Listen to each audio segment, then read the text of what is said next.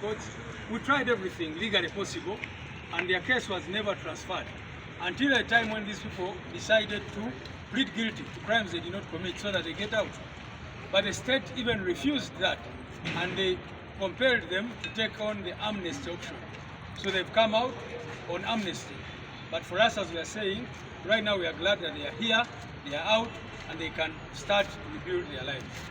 Basewo ne banyabo olunaku olwaleero tuli basanyufu nti baganda baffe bano be mulaba oluvannyuma lw'emyaka ekikununkirira mu 6 bavudde mu kkomera. Kyanaku baganda baffe basooka ne bawambibwa ne batulugunyizibwa byonna byabatuukako mu bimanyi bulungi nnyo. Abamu bawambibwa mu mbeera mbi nnyo nnyo ne bakubibwa ne bakola ki byonna byonna bye bayitamu mu bimanyi. Naye ne batwalibwa mu kkooti y'amagye ne babeera eyo emisango ne gikandaalira eyo. Time yatuuka abanaabwe ne bakkiriza emisango, bano omwenda ne bagamba nedda tetugenda kukkiriza emisango. Ne bagamba mutuwozese. Era okuva bali abalala bwe bakkiriza emisango egyo ne wetwogerera rimandi yaabwe ebaddeemu. Lwaki temutuwozesa bwe mba mulina obujulizi bufu? Naye state yakikola nesigala ng'ebabulira kintu kimu kyokka, mukkirize emisango oba muvundire mu kkomera, mufiire mu kkomera.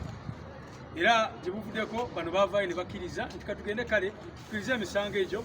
Oluvannyuma lw'okulaba nti ne kkooti ensuukulumu bwe yagamba nti emisango gyabwe gitwalibwe mu kkooti za bulijjo nga bakigaanye, bano bonna bonna ba-applyinga bail ne ba-applyingira mu high court. High court negamba fe omusango gwammwe tetusobola gukwatako kubanga guli mu kkooti y'amagye.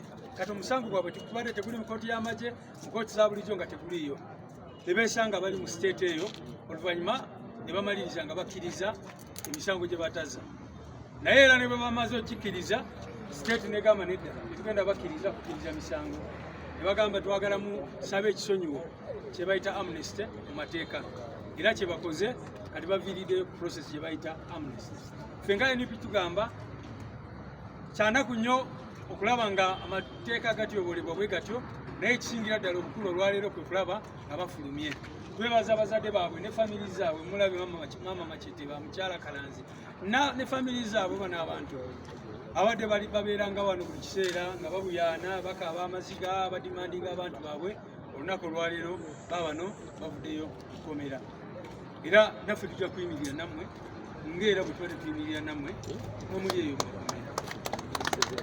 Ekirala tukimanyi nti kati kemuvuddeyo bajja kugezaako okubakozesa era nga bwe baze